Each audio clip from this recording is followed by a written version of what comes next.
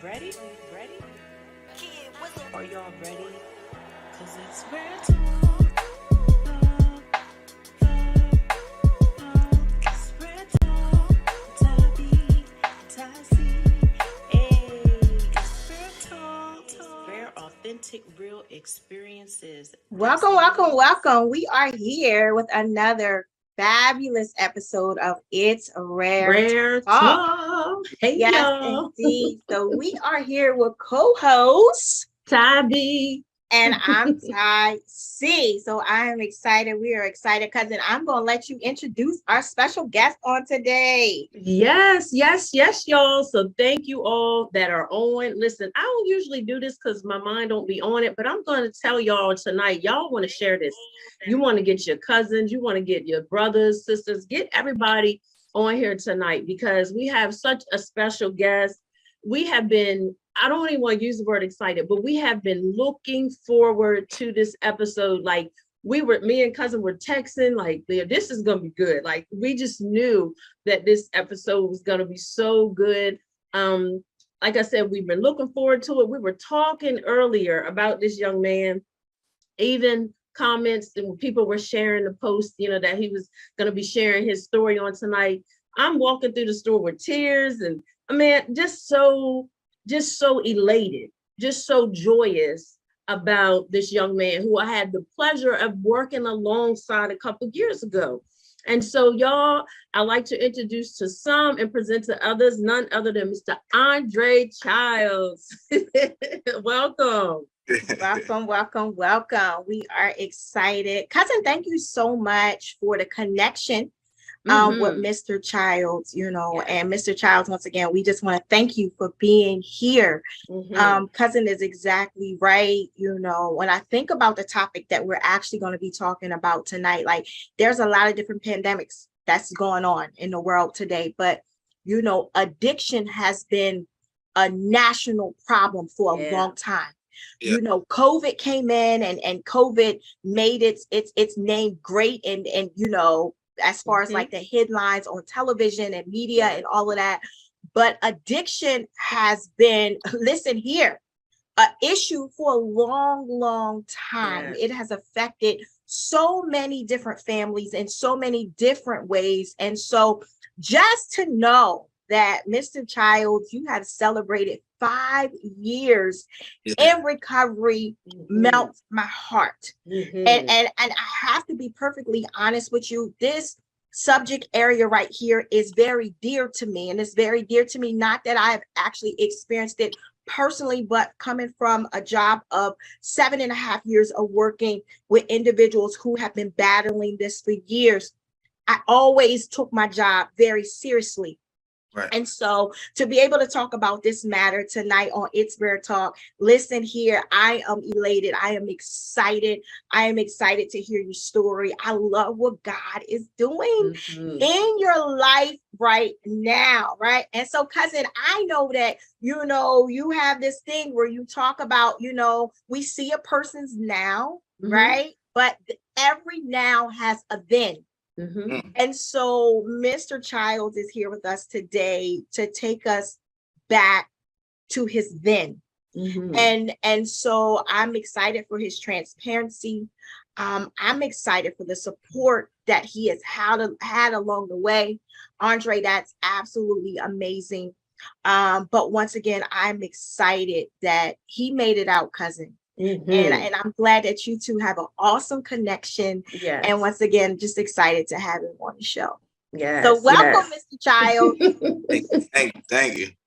So we're going to ask that you would take us back to wherever, if you want to do the childhood or teens. Tell us how you were as a kid, if you were quiet, rambunctious, whatever. Give us a little background.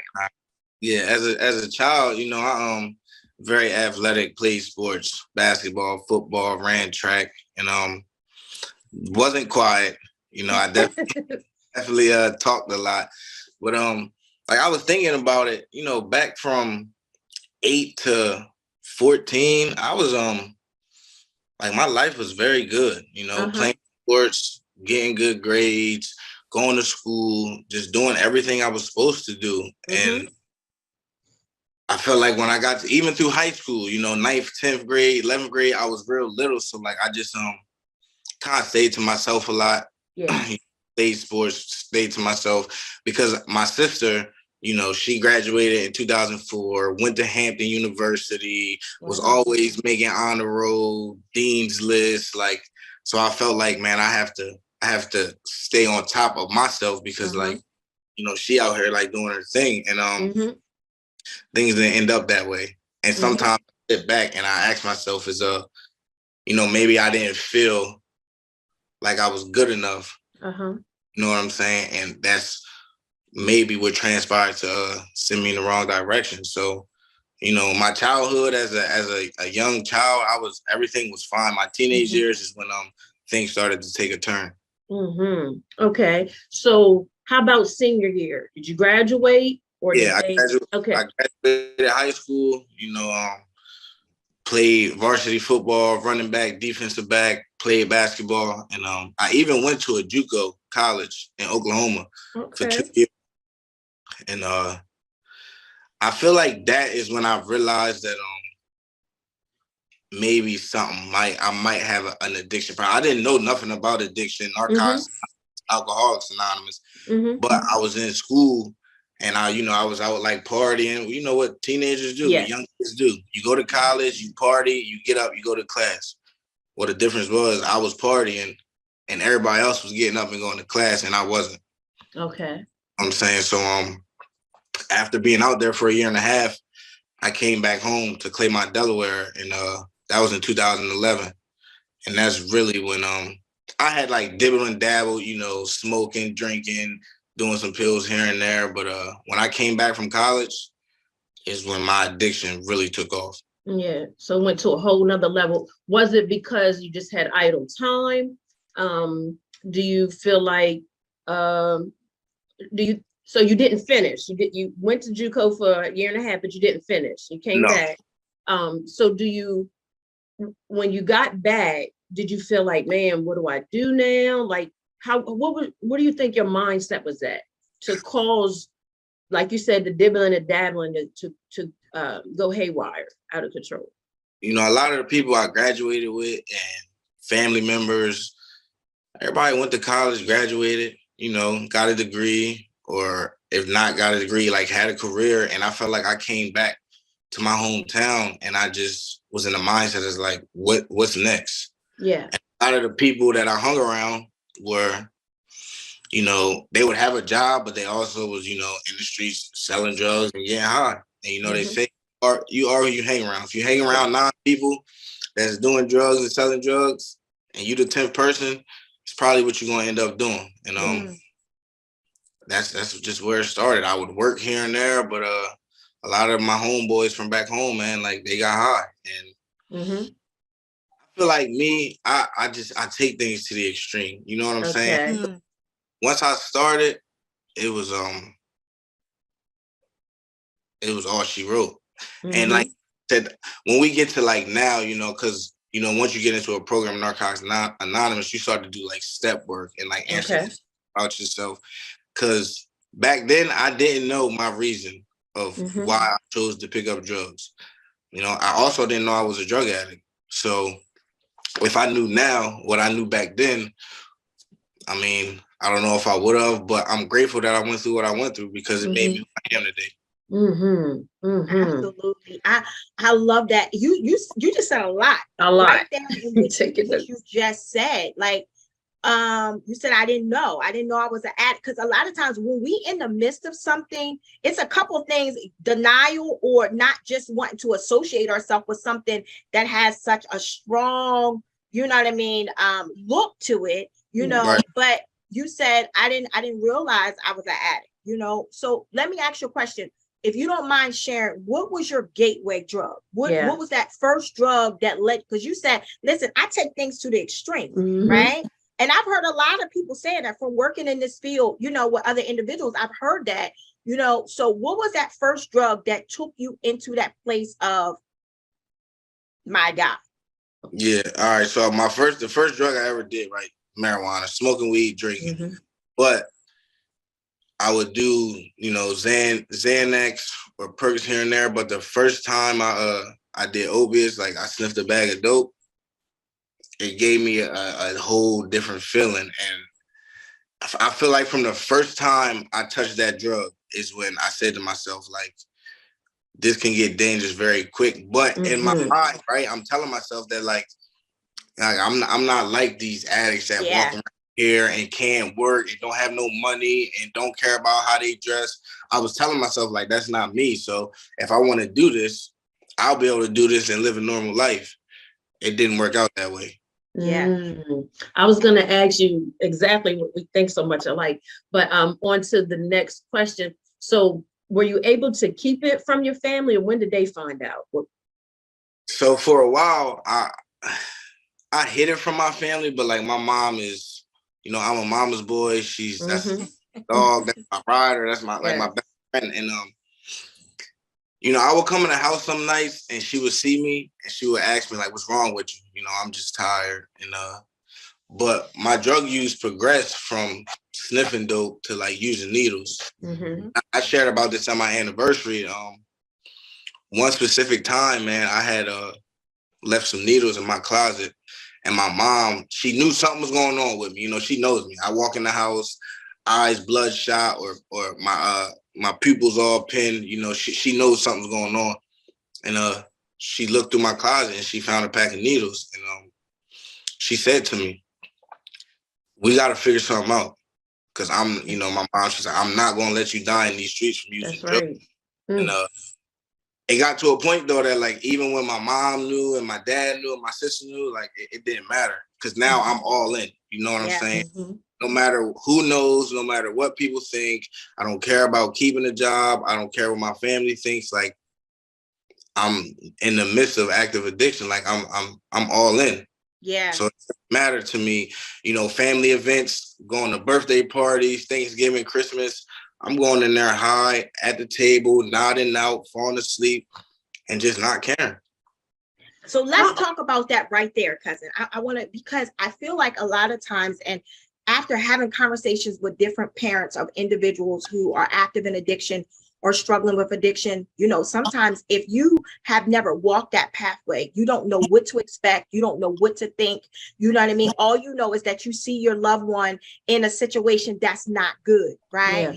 And so I heard him say, listen, at that point in my life, all I cared about was my addiction, right? And it's because that disease takes over, right? And so that person that they actually seen come into the dinner table and things like that, it was taken over by a different force. Yeah. Yes. Right. And that thing, I heard what you say. You was like, in the beginning, when I took on the heavy stuff, the opiates or whatever, I knew that it could become dangerous. I heard about it, you know what I'm saying? But in my mind, because right at that point, it hadn't taken over your mind. In your mind, I got control over this. Yeah. Right? That's what a lot of people actually believe, that they got control over it. You know what I mean? Not realizing that thing right there, man, that's a demon all by itself. All by itself. Yeah, that thing, it's coming to take over everything. And before you know it, the individual is out of control with it, right? And so here you are, you're showing up. You still showing up, but you showing up with something riding your back. Right. Yeah. Wow. I was going to ask too, were you working? Were you still functioning like with a job, or was you just like getting your money in the street or whatever? I was working. I would have a job here and there, Okay. I used to work with my uncle cleaning like Wawa floors, and then I worked at Bellevue State Park. Worked there for about 4 months, got fired. Worked at Stanley's, a restaurant. Worked there for about 7 months, got fired. I would have a job, but I could never keep a job because if I woke up one day and I didn't have no drugs, there was no way I was going to work. And if I did go to work, I would try to find a way to either leave work and go use, leave work and go find some money, steal some money and go use. It was just, I couldn't keep a job if I didn't have drugs. I couldn't do nothing in life. But like she was saying, it was really a demon that took over my body. Like if I wake up today and I don't get no drugs in my body, I will not be a productive person.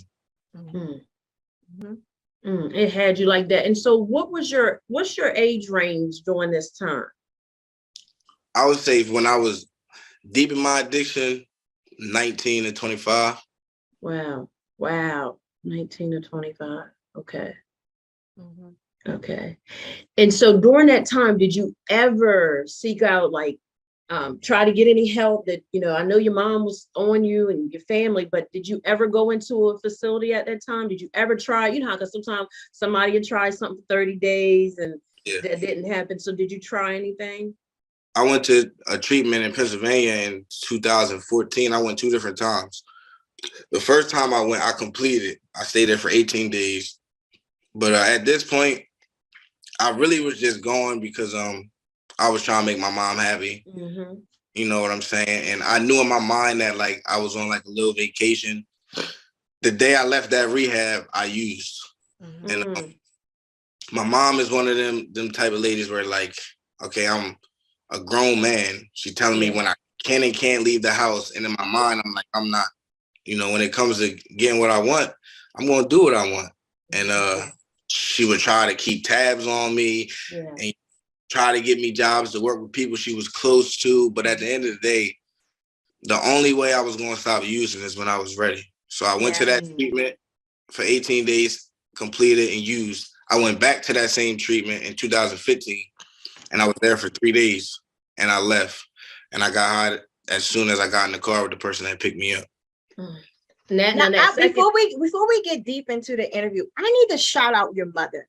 Yes, Mom. Right? I've never met your mom in person, never had a conversation with your mom, but I need to shout her out, right? And is your mom Miss Wanda? Yes. The reason why I want to say that is because like I told you prior, I was reading the comments on our Facebook page, and I can tell that your mom loves you. 100%. I can tell that your mom is one of your biggest cheerleaders. And from a mom to a mom, I get it. Yeah. Right? All she wanted to do was protect her seed. That's it. Right? And she was riding with you. I want to tell you something. Consider yourself blessed, because I've seen a lot of individuals whose support system fell off because they couldn't handle the fact that their child was in active addiction. Mm-hmm. And so for your mom to continue to ride that thing out with you to the point to where you are now, listen, Miss Wanda, shout out to you. Shout out to you. And so I just wanted to stop and say that and give her flowers. Wow. She's here. I'll add to that, because working with Andre, I know he loves his mom. He loves his mom. He's very family oriented. Yeah. And so I just wanted to highlight that we know mom did her part, we know this was not her fault or her doing. This was choices that you made, Absolutely. When you strong-willed and you have this mindset, I'm going to do what I want to do. That's, what I'm saying? Because even us, I guess we could call ourselves mama bears, because our kids are grown. My youngest is 16, but I'm still like that. Andre, me and Tonette, our boys they're knocking on 30, but we still like, where you, you know what I mean? Where you at? Because it's a different world, you know what I mean? Yeah. And I commend your mom for that. I'm not losing my son, because that's our mindsets with our boys, you know what I mean? So yeah, that's a lot with that. Yes. A lot with that. But I like what he said, cousin, not to cut you off. No, he said, first of all, he respected his mom enough to try to go, for the simple fact because he knew that would please her. Yeah. But to all of our viewers and individuals who are active in addiction right now, because cousin, we here to throw a line of hope. Oh yeah. Right, Andre, that you are part of the line of hope for individuals who still are part of your then. See, you've crossed over, but it's still some individuals that's still fighting in that place that we're talking about where you used to be. And so what you are doing now is you are physical hope for people to show that I've been there, done that, understand it all, right? But I also know that there is a way out, right? And so, cousin, I like when he said, I went there, because I knew it would make my mom happy, but I didn't go there because I wanted to go. That's right. Right. That's right. So we know that makes a difference in the treatment. That makes a difference in the recovery process. If that's not from your heart, right? If that's not something that you want to do personally, listen here, it doesn't give you that result that you're looking for. Not at all. Not at all. So we want to move forward. We want you to get us to your lowest, like that. I couldn't believe I got here. What was your lowest? I would say I went to Warwick in 2015. So in 2015 was when I'm talking about walking around. I haven't had a haircut for like 7 or 8 months. Track marks all on my arms, on my leg. I'm probably weighing in at like 105 pounds. And at a point in my life where like I didn't want to work, I'm 24, ready to turn 25. And like I'm calling my mom at nighttime, asking her, can she stop at McDonald's and get me a double cheeseburger from McDonald's? Like I'm a grown man with no money in my pocket, not eating, not caring what I look like. If I wanted to go get a haircut, I have to call my dad and try to get some money. I was hopeless. Like I'm talking about down bad, man. And at that time and point, like I didn't really have no hope. Like if I'm being honest, it was times when like I would stick a needle in my arm and like I would hope, maybe maybe this will be it, because I'm tired of suffering and I don't know how to get clean. I went to treatment, that didn't work, and I was okay at 24 years old. That like, man, I'll probably die before I'm 25 as a drug addict, and I'm all right with that. But in all reality, I really wasn't okay with that. I was just so far gone in active addiction that I just didn't want to live no more. Jesus. Jesus. The battle became that severe. Yeah. And I believe what you are saying, you gotta excuse me, because man, this topic makes me emotional, because I want to see people win. I want to see people free, and I want to see people healed. And I believe what you just said is what a lot of people feel on the inside. Yeah. You're speaking, you are able to verbalize now what so many people really want to say. Yes. Right? But you said, I'm saying this, but this is not, there's another part of me saying that I do want to live, but I can't kick this thing. Yeah. This thing is too heavy. This thing has overtaken me. This thing has taken me to my lowest point of just not caring. Yeah. Right? And so here we are. That is a very low point. Yeah. Yeah. And cousin called me before the show started. And she said to me, I'm going to wear a shirt that speaks something inspirational, because when I think of this young man, that's what I think about. And I said to her, there's a call on his life. Yes. And we're talking about right now where you were at your lowest point. We come to encourage somebody on the day. That's good. You said I was at my lowest point where you say I'm done. Right? Cousin's shirt says, long story short. God saved my life. God saved my life. Yeah. I have many inspirational shirts. But when I was thinking about what shirt I was going to wear on the show, when I was thinking about the show all day long, if I could show you the dialogue between me and my cousin texting about this show, all I could think about was this word right here for your life. Purpose. Yes. Purpose. Yes. Your life is purposed. Yes. That's what your mind was saying, but God had another plan for your life. And so here we are at this point right here, and you're saying, I don't want to. What was the turning point? Where did this shift come in at?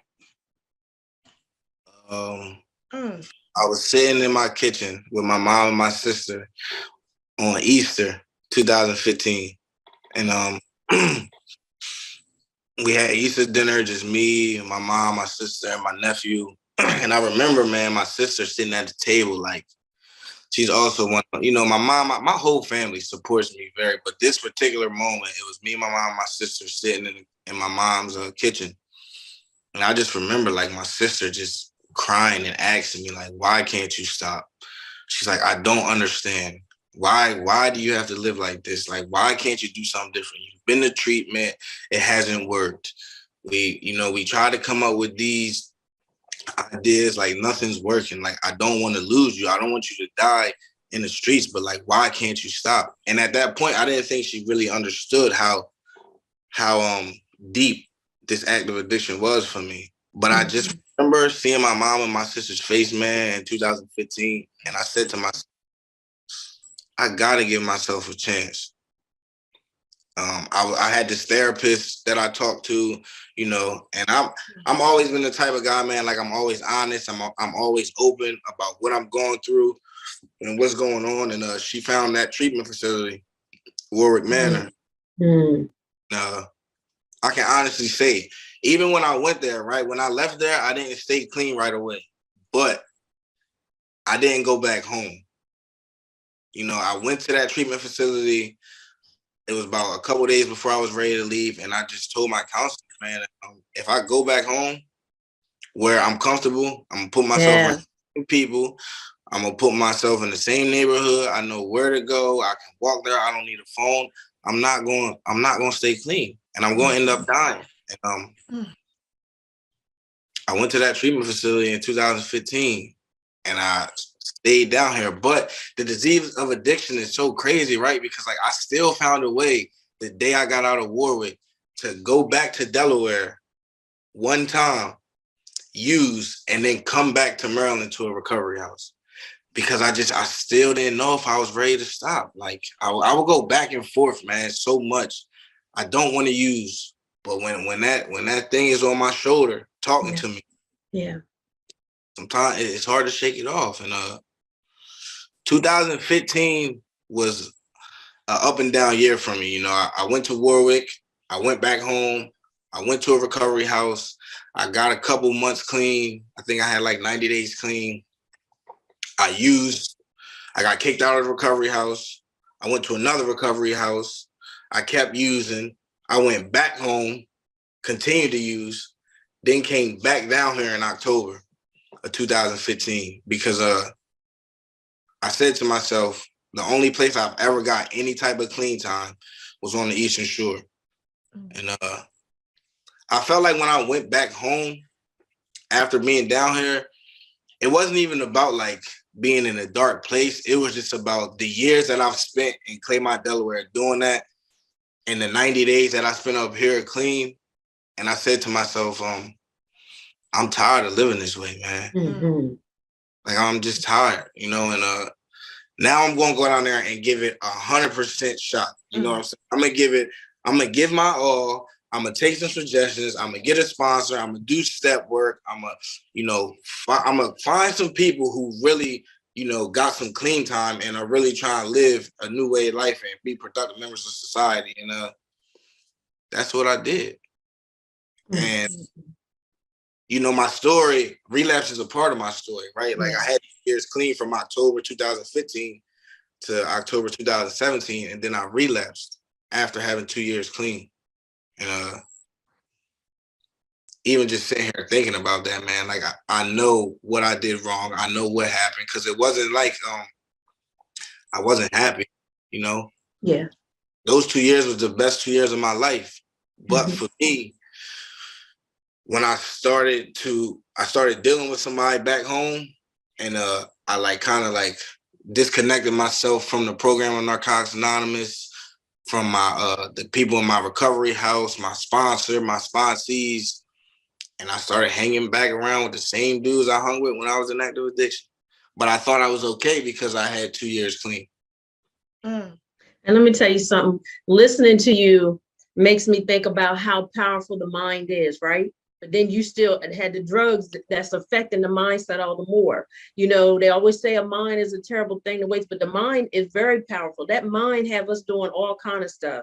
But I commend you sharing that part, because a lot of times you know, we can miss detail, and you just shared some detail right there. And like cousin said, we just appreciate your transparency so much. And we definitely believe that you're helping some people. I want to share something with you that I realized about the word recovery, because we hear it, but a lot of times people just think what people have their own, you know, definition of what recovery is. But this is what I found out about recovery.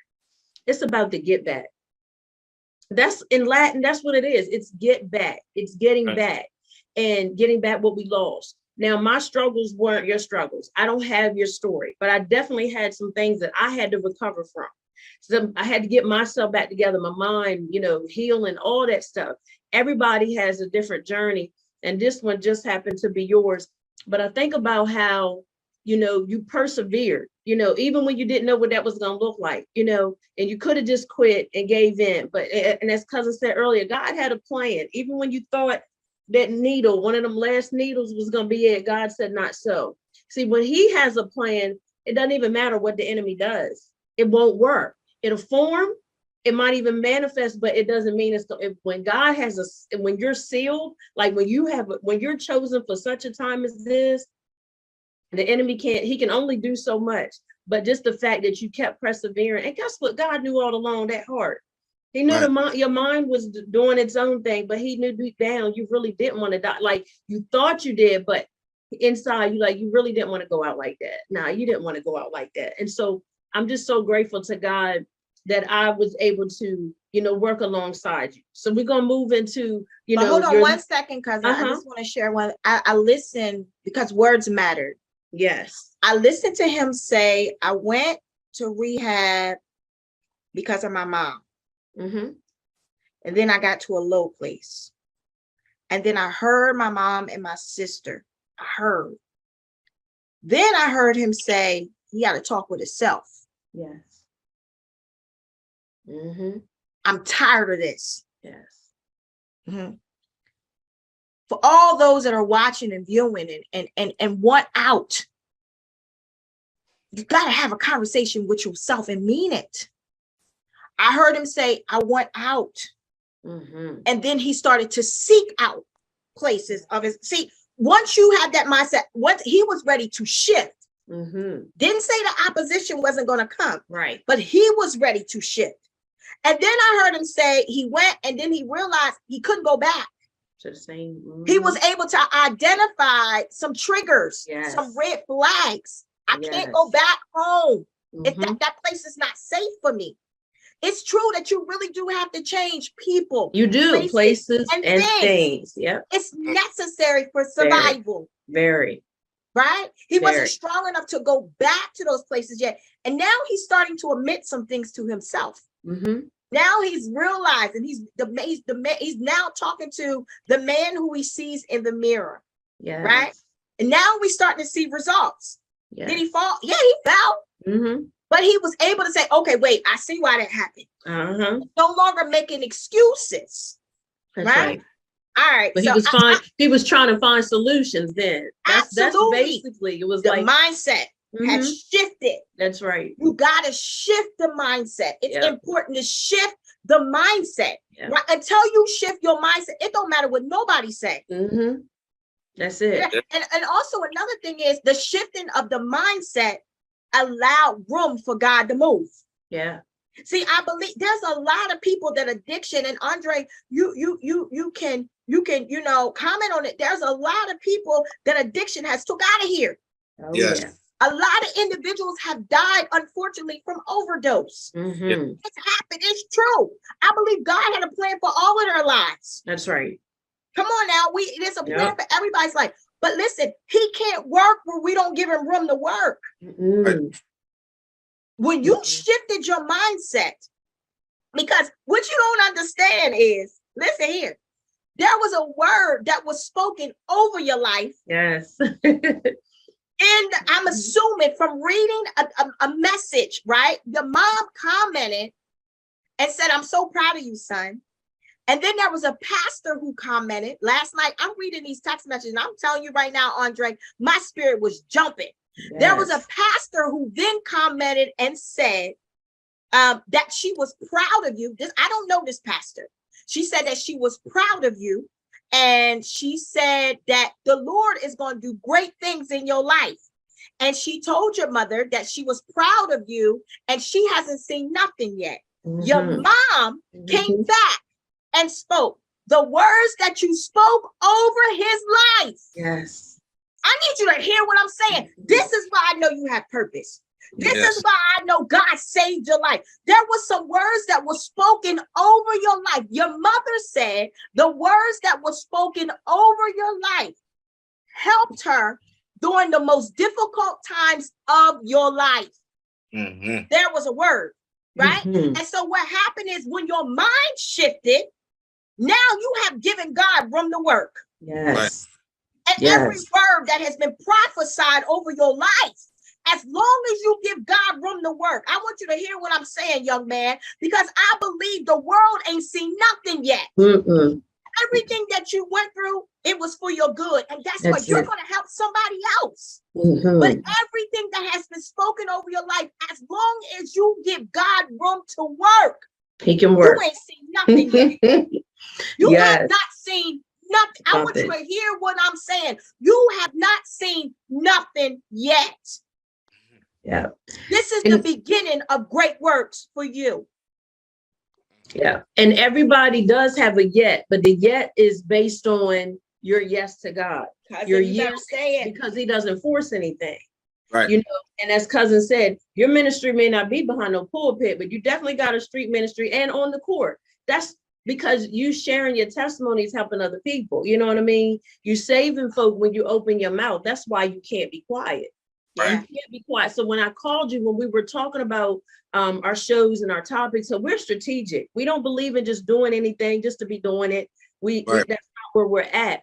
Everything that we do has to be purposeful. So when we were talking about one of the topics was recovery, and we were like, who do we, you know, and God instantly put you on my mind. And so cousin asked me like how many years you have been clean. And I told her, and she was like, are you sure? I said, all I gotta do is ask. I'm gonna ask. And so when you responded back and you called me, you was like, with no hesitation, yes, I'm ready. I'm gonna do this. And let me tell you something, because you did this, this is another leap. You're overcoming all the more. Every time you share it, you are overcoming.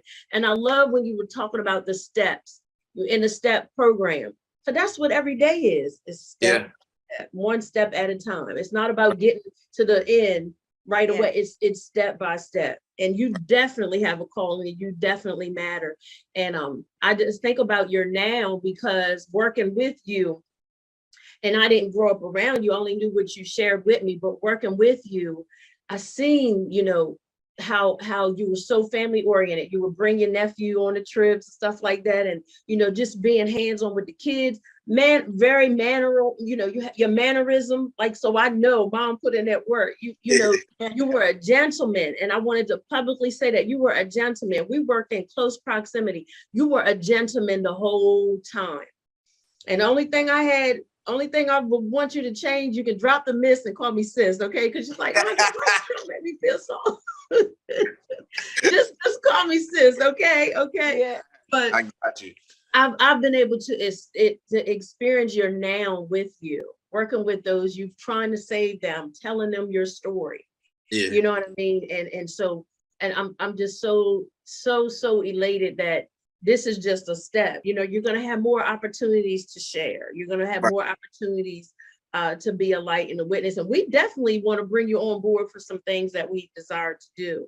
So, cousin, I'll let you go, because I'm feeling like listen. So I want to talk about his now. So we heard about that last time that you used, and you was able to identify why, and you realized you had went back into some old places. Take us from that point to now. All right. I celebrated 2 years in October 2017. It was like the second week of October. Then I relapsed like November 1st or something like that. And my relapse was from November to December 6th. My last day using is December 6th. And I'll never forget it because, you know, I was going back and forth down 301, going to Delaware. And I was driving back. You know, it's like an hour, 45-minute drive. I'm driving back, no music. I had used, and I just was driving on the highway doing about 45 miles an hour, man, no music. with tears coming down my eyes, asking myself, how did I get here? I know how I got here because I know how I got the 2 years clean that I got, and I stopped doing what I was doing when I was in recovery. So I know how I got here. And I picked up the phone, I called my sponsor, and I'm like, man, listen, I'm driving back to Maryland. I need to move back in the recovery house. I give you my phone, I give you my car keys, I give you my wallet, I give you everything I got. And I mean, I don't want to do this no more. Like I'm ready to get back to being happy, you know, and loving myself again. And that's what I did. December 7th, I moved into recovery house. That was in 2017. I've been clean ever since. And I came back with the same intentions, man, of like going to meetings, going to IOP, getting a sponsor, doing step work, reading literature, reaching out. You know, I already had a network because I had some clean time before, and just taking it one day at a time, you know. And over the years, over the last 5 years, man, as y'all know, you know, I had a son who, man, on my worst days, clean, man, like, you know, because life is not always easy. You know what I'm saying? Just because I got clean does not mean that every day is going to be great. And that doesn't mean that I'm not going to think about using. You know, I used to ask myself, like, man, with the clean time that I got, like, if I share about I want to get high, like, are people going to judge me? But at the end of the day, like, I'm a drug addict. I'm just in recovery. Yeah. I got 5 years clean, so the thoughts still won't come, but thoughts aren't facts. You know what I'm saying? Like, I can think about using, I just don't got to act on it. And if I go into a meeting and I share about it, usually the thought goes away. And as long as I don't obsess about the thought, you know, think about it for a couple minutes. All right, come on, man. Like, we're not going back to that, you know, and keep it moving. But even on my worst days, man, like that little boy that's in the living room with my girlfriend right now, you talking about motivation. Of course, like, I did this for myself, right? Like, when I came in here this last time, I'm like, I'm not doing it for my mom. I'm not doing it for my friends. I'm not doing it for nobody but me. You know, I want to be clean. But today, like, it's not just about me. You know what I'm saying? Because like, I got to show up as a father, you know, as a friend, as a brother, as an employer, but most importantly, like, for him. Because y'all know, man, a lot of kids grow up without fathers. Yeah. And one thing that I'm not going to let happen is Baby Dre grow up without his dad, or Baby Dre see his dad in active addiction, because he don't know that guy that was in active addiction, sticking needles and smoking crack. He's never seen that guy. And he don't have to. No, he doesn't. That's good stuff. Doesn't have to. And I honestly believe, man, that like where I'm at today in my life, like, as long as I continue to do the things I need to do, he's never going to see that person. Wow. I love that. I love that. And I got to see him before we got on. He was like, who's that? He's so cute. He is so cute. So let's share a little bit more about your support system, because we one of the things we were talking about earlier is a beautiful thing to have it. Everybody doesn't have it. And, you know, we wind it down, you know, to the end of the show, this interview, but to have that, as Cousin was saying, everybody doesn't have that. How does that make you feel? How does that make you feel? Makes me just feel loved, you know, and it also reminds me that, like, the things that my mind was telling me when I was in active addiction wasn't true. You know, that was just me being caught up in the grips, because I could easily say, like, oh, my family don't care about me. My family doesn't love me, so I'm gonna go get high. Like, nah, that wasn't the case, because as you can see, like, my family shows up. I got NA family that's not intermediate family, but I mean, they show up on a daily basis.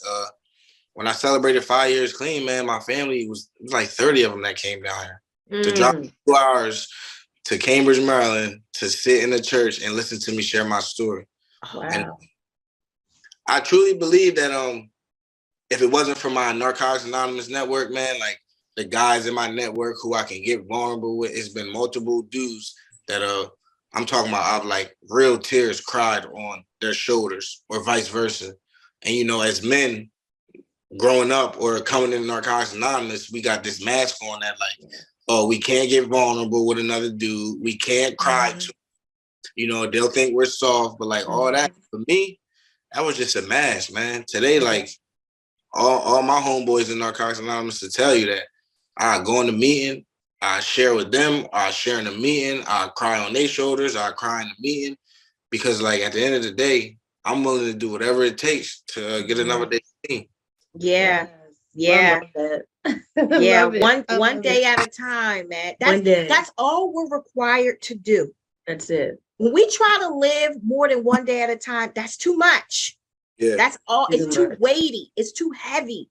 Even for those who are not struggling with addiction, all we are required to do is live one day at a time. That's it.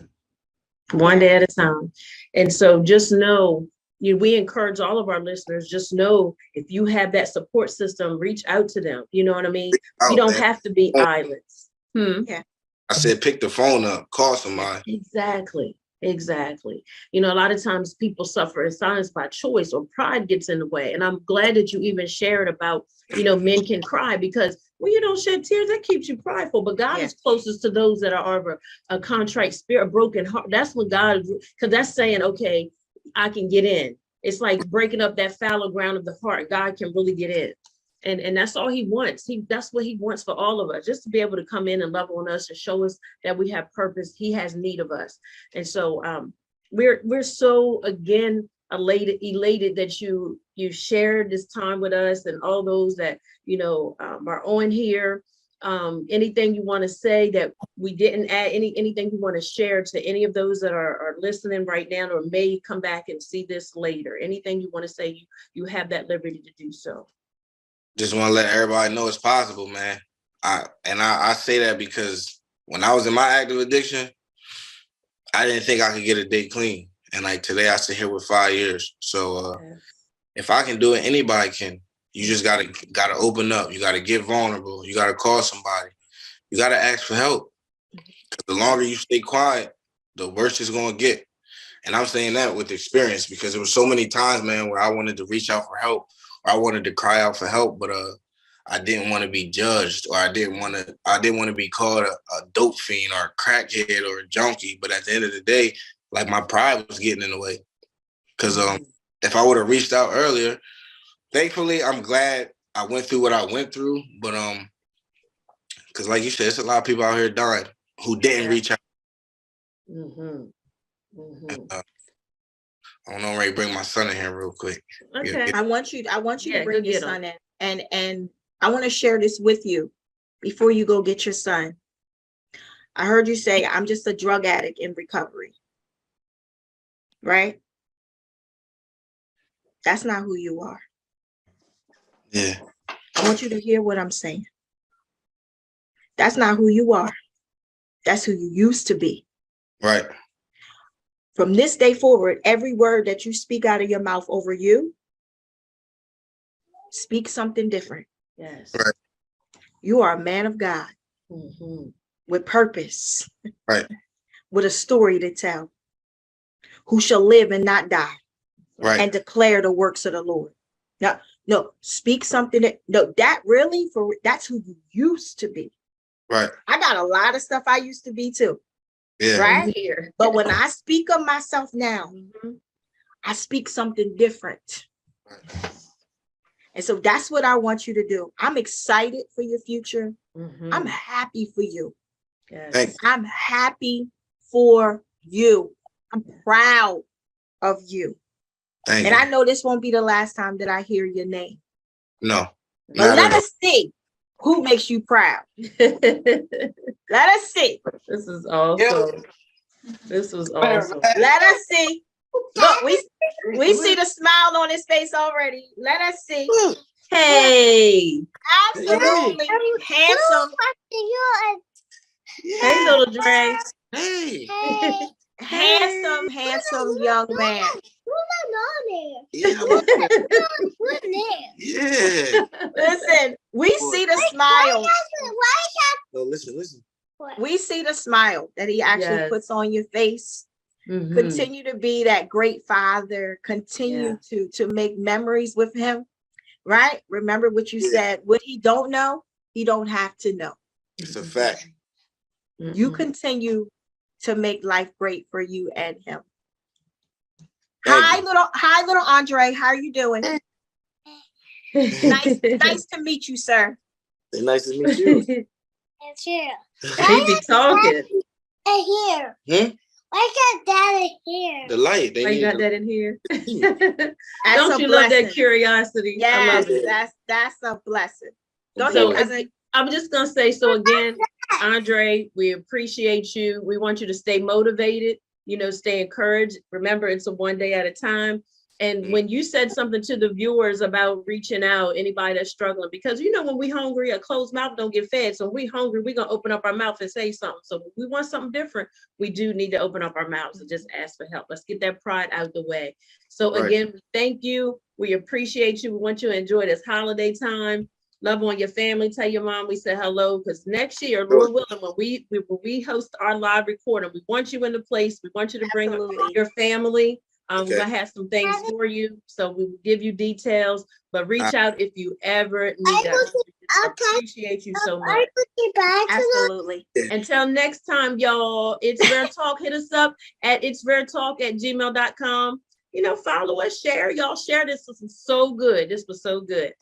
Until next time. I truly appreciate y'all. Absolutely. Listen here. Keep doing it, man. I got you. Keep doing it. Keep doing that. Proud of you. Until next time, it's Rare Talk, y'all, where everything is rare, authentic, real experiences. We are so grateful for the interview with Andre Childs. Until next time. That's what it is, y'all. Be blessed. All right. Ready? Are y'all ready? Cause it's Rare Talk. It's Rare Talk. Tabby, Tassie. Hey, it's Rare Talk. Rare, authentic, real experiences. That's what it is.